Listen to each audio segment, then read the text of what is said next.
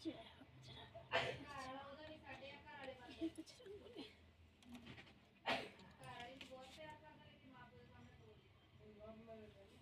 जय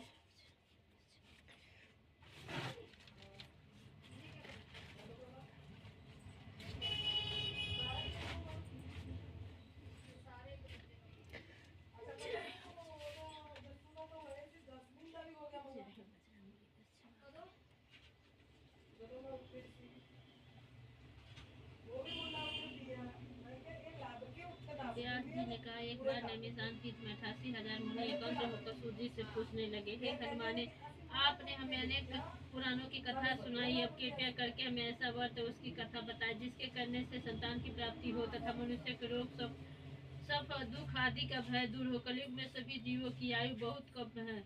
इस पर यदि उन्हें रोग चिंता के कष्ट लगे रहे तो फिर श्री हरि के चरणों में अपना ध्यान कैसे लगा सकेंगे। श्री सूत जी ने कहा, हे मुनियों, आपने लोक कल्याण के लिए बहुत ही उत्तम बात पूछी। एक बार ऋषि ने भगवान श्री कृष्ण से लोक कल्याण के लिए यही प्रश्न किया था। भगवान श्री कृष्ण, ऋषि का सवाल मैं आपके सामने कहता हूँ, ध्यान देकर सुने। एक समय हस्तिनापुर की राजसभा में योगीराज श्री कृष्ण बैठे हुए थे। तब ऋषि ने भगवान श्री कृष्ण से प्रश्न किया कि हे प्रभु नंदन गोविंद, आपने मुझे अनेक कथा सुनाई है, आज कृपया करके कोई ऐसा व्रत या कथा सुनाए जिसके करने से मनुष्य को रोग चिंता से भय से मुक्त हो तथा उसे पुत्र की प्राप्ति हो। हे प्रभु, बिना पुत्र मनुष्य का जीवन व्यर्थ है और नरकगामी होता है। पुत्र बिना मनुष्य पिछन से छुटकारा नहीं पा सकता है और न ही वो नामक नरक से बाहर पा सकता है। अतः पुत्रदाय कोई व्रत बताए। भगवान श्री कृष्ण ने कहा, हे राजन, मैं एक प्राचीन इतिहास सुनाता हूँ, आप उसे ध्यान पूर्वक सुने। कुंडल नाम एक नगर में नंदा नामक एक महाबुद्धिमान रहता था। उसका गुजर जैसे तैसे चल जाता, परंतु वो बहुत दुखी रहता था क्योंकि उसकी कोई संतान नहीं थी। उसकी पत्नी सुनंदा पतिव्रता थी। वो भक्ति पूर्वक श्री हनुमान जी की आराधना करती थी और मंगलवार के दिन व्रत करके अंत में भोजन बनाकर हनुमान जी को भोग लगाने के बाद स्वयं भोजन करती थी। एक मंगलवार को गीता के कारण वो हनुमान जी को भोग न लगा सकी। इसी पर उसे बहुत दुख हुआ। उसने स्वयं भी भोजन ग्रहण नहीं किया। प्रण किया कि अब मैं अगले मंगलवार को ही हनुमान जी को भोग लगाकर ही जल ग्रहण करूंगी। ब्राह्मणी सुंदर प्रतिदिन भोजन बनाती, सदा पूर्वक पति को खिलाती, परंतु स्वयं भोजन ग्रहण नहीं करती। मन ही मन से हनुमान जी की आराधना करती। इस प्रकार 6 दिन तक ब्राह्मणी सुंदर अपने प्राण के अनुसार भूखी प्यासी निराशी रही, परंतु 7वें दिन मंगलवार को प्रातःकाल ही बेहोश होकर गिर पड़ी और सुनंदा इस असीम भक्ति से श्री हनुमान जी बहुत प्रसन्न हुए। उसने सम्मुख प्रकट होकर बोले, हे सुनंदा, मैं तेरी भक्ति से बहुत प्रसन्न हूँ, तू मांग। सुनंदा ने अपने आराध्य देव श्री हनुमान जी को अपने समक्ष पाकर आनंद से बिल्कुल उसके चरणों में गिर पड़ा और कहा, हे प्रभु, मेरे कोई संतान नहीं है, कृपया करके मुझे संतान प्रदान करे। श्री हनुमान जी ने कहा, तेरी इच्छा पूर्ण होगी, तेरे यहाँ एक कन्या उत्पन्न होगी, इसके अष्टांग प्रतिदिन सोना दिया करेगा। इस प्रकार वर देकर श्री हनुमान जी तो ध्यान हो गए। ब्राह्मणी सुंदर बहुत हंसी हुई। उसने यह समाचार अपने पति से जाकर कहा। ब्राह्मण देव कन्या का वरदान सुनकर कुछ दुखी हुए, परंतु सोना मिलने की बात सुनी तो बहुत प्रसन्न हुए। विचार किया कि ऐसी कन्या के साथ मेरी निंदा भी समाप्त हो जाएगी। श्री हनुमान जी की कृपा से ब्राह्मणी गर्भवती हुई और 10वें महीने में एक सुंदर कन्या को जन्म दिया। कन्या अपने पिता के घर में ठीक उसी तरह से बनने लगी जिस प्रकार का शुक्ल पक्ष का चंद्रमा बनता है। 10वें दिन ब्राह्मण ने उस बालिका का नामकरण संस्कार कराया। उसके कुल पुरोहित ने उस बालिका का नाम रतबाला रखा। कन्या के पूर्ण जन्म विधि विधान से मंगल देव प्रकट हुए और पूर्ण जन्म विधि विधान से मंगल देव का व्रत किया। रतबाला का टंक प्रतिदिन बहुत सा सोना देता था। उस सोने से नंदा ब्राह्मण बहुत धनवान हो गया। ब्राह्मणी सुनंदा भी बहुत अभिमानी हो गई। समय बीतने के साथ रतबाला 10 वर्ष की हो चुकी थी। एक दिन सुनंदा ने नंदा ब्राह्मण से कहा, हमारी पुत्री विवाह योग हो गई, अतः कोई सुंदर योग वर्ग देखकर उसका विवाह कर दे। यह सुनकर नंदा ब्राह्मण बोला, अभी तो रतबाला बहुत छोटी है। तब ब्राह्मणी ने कहा, शास्त्रों की आज्ञा है कि कन्या 8वें वर्ष में, गौरी 9वें वर्ष में, रोहिणी 10वें वर्ष में, कन्या इसके पश्चात सोजरा हो जाती है। गौरी के दान से पाताल लोक, रोहिणी के दान से बैकुंठ लोक, कन्या के दान से इंद्र लोकों में सुखों की प्राप्ति होती है। हे पति देव, अगर रसोला का दान किया जाता है तो घोर नरक की प्राप्ति होती है। इस प्रकार नंदा ब्राह्मण ने कहा, अभी तो रतवाला 10 की है, मैंने तो 16-16 साल की कन्याओं को विवाह कराया है, अभी जल्दी क्या है। ब्राह्मणी सुनंदा ने कहा, आपको लोभ अधिक हो गया है। अगर 11 वर्ष में कन्या का विवाह नहीं होता है तो उसे मानसिक धर्म के रक्त पिता और बड़े भ्राता को पान करना पड़ता है। शास्त्रों में कहा गया है कि यदि माता पिता और बड़े भाई सोजरा रह राज्य 16 कन्या को देखते हैं तो नरकगामी होते हैं। नंदा ब्राह्मण ने कहा ठीक है, मैं कल वर की तलाश में अपने दूत भेज दूंगा। दूसरे दिन ब्राह्मण ने दूत बुलाया और कहा मेरी कन्या जैसी सुंदर वैसा ही सुंदर वर उसके लिए तलाश करो।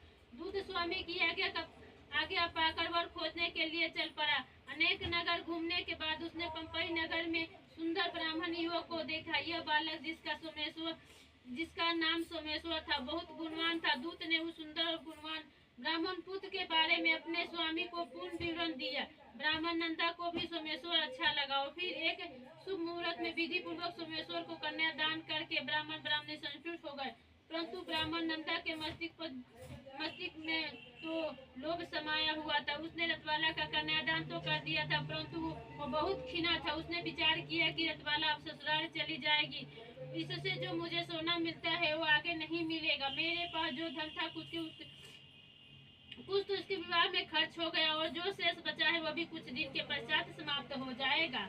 मैंने उसका विवाह करके बड़ी भूल की है। उसने विचार किया अब कोई ऐसा उपाय करूं कि रतवाला मेरे घर में ही बने रहे। लोभ रूपी राक्षस ब्राह्मण नंदा के मस्तिष्क पर छाता जा रहा था। रात भर सिर पर बेचैनी से करवटें बदलते बदलते उसने एक कूट निर्णय लिया। उसने विचार किया कि जब रतवाला का पति सोमेश्वर उसे अपने घर वापस ले जा रहा होगा तो वो मार्ग में उसका वध करवा देगा और अपनी पुत्री को अपने घर वापस ले जाएगा, जिससे नियमित रूप से उसे सोना भी मिलता रहेगा और समाज का कोई मनुष्य उसे दोष भी नहीं दे सकेगा। धन प्रातः काल हुआ। नंदा ब्राह्मण और उसकी पत्नी सुनंदा ने अपने जमाता तथा पुत्री को बहुत सारा धन देकर विदा किया। सोमेश्वर अपनी पत्नी रतवाला को लेकर अपने नगर को तरफ चल दिया।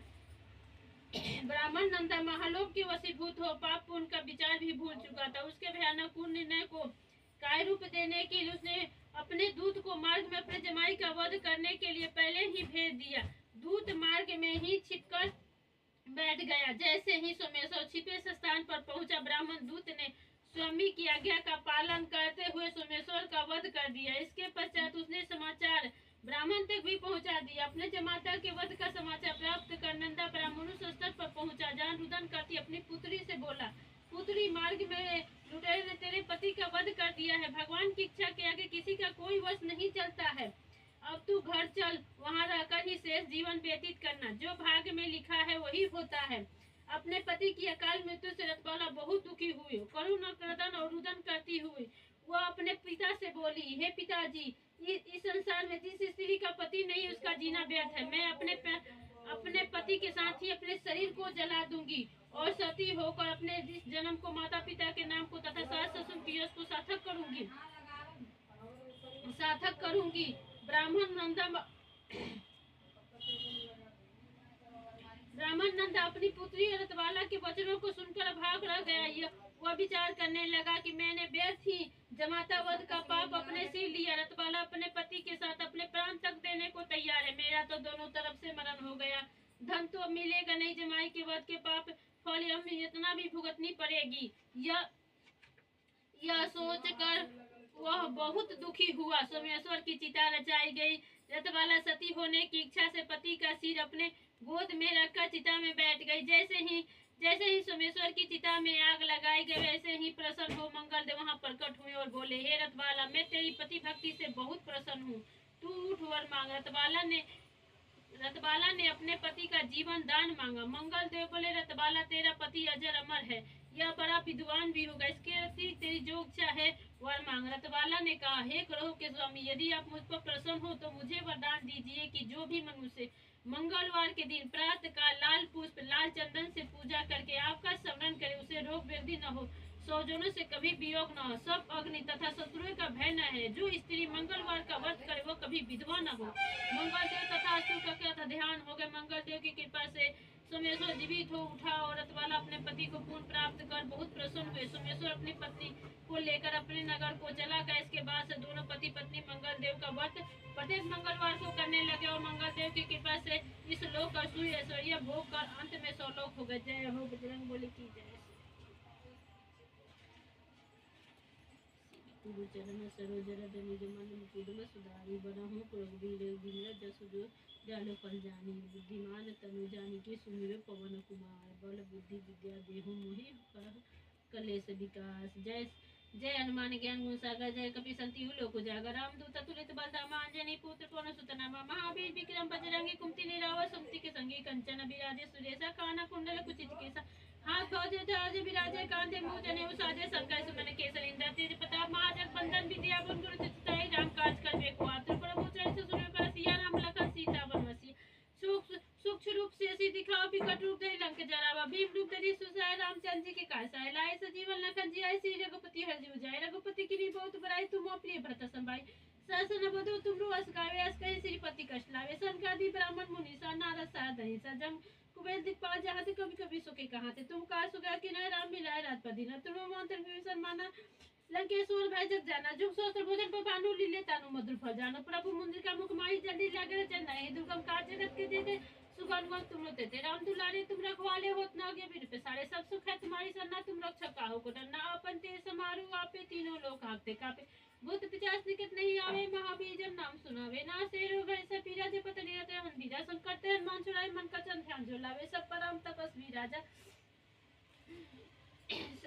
मन कर्म वचन सुनावे सब पर मन तपस्वी राजा तिनके कार सकल साजा और मनोज जो कोई लावे सोई अपनी जीवन फल पावे चारों ओर प्रताप तुम्हारा है प्रसिद्ध गुजियारा साधु संत के तुम रखवाले असुर निकट राम दुलारे असी दिनों के दाता अस्पति जानकी माता राम रसायन तुम रूपासा सदा रघुपति के दासा तुम सदा रघुपति के दासा तुम लोग भजन राम को पावे जन्म जन्म के दुख बिसरावे अंत काल रघुपुर जाय जहाँ जन हरि भक्त काई और देता चित्त धरे मन सुखाई संकट कटे मिटे सपीरा जो सुर में हर बीरा जय जय जय हनुमान गोसाई की प्यार करो गुरु दोई के नाई जो सात बार पार कर छुट्टी बड़ी मार सुखो जो पढ़े हनुमान चालीसा हो सीत खासी गोईसा तुलसीदास सदा तेरा कीजिए नाथ मांडेरा जय हो बजरंगबली की पहुना संकट हरण मंगल मूर्ति राम सहित सहित जय हो बजरंगबली की जय श्री राम जय श्री राम जय बजरंग